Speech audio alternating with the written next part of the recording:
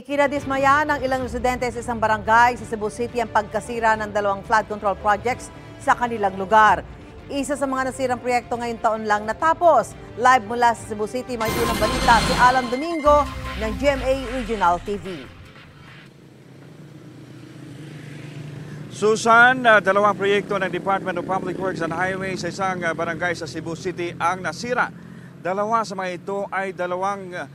Isa sa mga ito ay dalawang buwan pa lang mula ng magawa.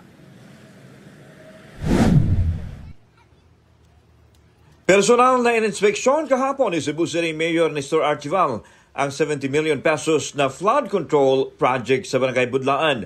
Tumambad sa alkalde ang mga nasira at bumigay na parte ng proyekto. Ayon sa mga residente, 5 taon pa lang mula nang matapos itong gawin. Ang batong ipangutang, giigurang gibutang sa ilalong niya. Pagkahuman, dili gyud nga concrete ba? Siguro na ibato konkreto pero dili gyud nga full concrete na mga kabilyan. Sa ako lang personal na opinion ng electrical engineer man ko, para na ko dili gyud mao pagkatrabaho. Ang dating barong-barong ng 80 anyos na si Josefina Ramos sa gilid ng ilog ang isa sa mga inanod ng baha nitong Agosto nang tumaas ang sapa. Dismayado siya sa sitwasyon ng proyekto dahil sayang ang perang ibinuhos dahil agad itong nasira. Nahunlak man ang riprap nga to pa doon. Dako man kuno kay kwarta nga gigamit anang project kanay usa imong gibati ani nga. Di man ta kabuot ang presidente radhay na kuha na. May mga bahay rin na ilang hakbang na lang at tila mahuhulog na sa gilid ng sapa at maaabutan kung tataas ang level ng tubig sa lugar. Dahil dito, nangangamba ang residente sa kanilang kalagayan. Kung anong ta sir, baka nang kung ano lang din kuan, tarungo lang ta nilang trabaho ba? Kay dako ta kay nig budget di ay.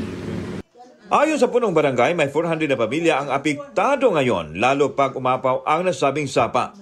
5 taon pa lang ito at pinunduhan ng DPWH ng 70 million pesos. Nagsimulang masira ito noong nakaraang taon dahil walang ginagawang pagkumpuni ang DPWH at ang kontraktor sa nasirang bahagi ng revetment wall, ang barangay na lang ang nag-aayos sa nasirang bahagi.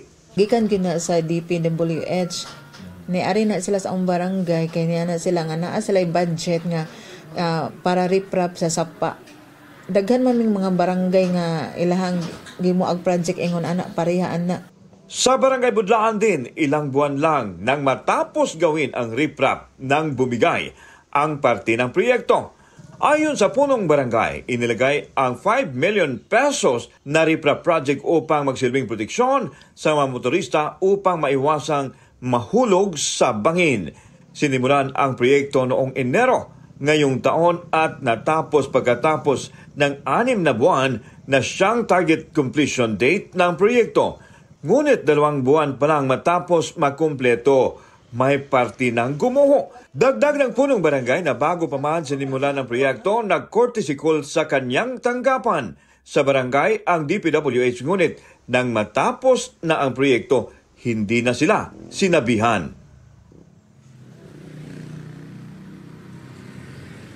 Susan, patuloy na sinusubukan ng GMA Regional TV na makuha ang reaksyon ng DPWH kaugnay ng dalawang proyekto. At dahil walang project details, wala na nakakaalam kung sino ang mga kontraktor ng nasabing mga proyekto. Susan.